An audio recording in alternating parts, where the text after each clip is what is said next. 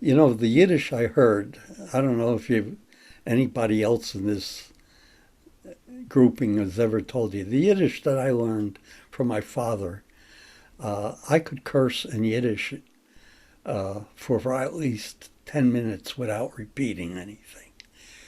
So when I was in the home, the older guys, there were about 4 or 5 elderly men. It was like the beginning of uh, an assisted living, but very small.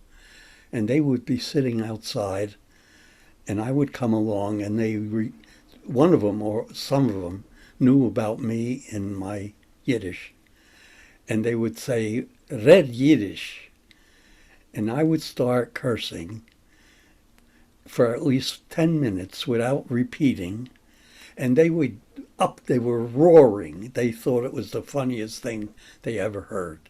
But that's what I heard. That's what my father was able to explain was Yiddish to me. So getting laughs to me was the greatest thing in the world. So as long as they were able to do it, I loved doing it.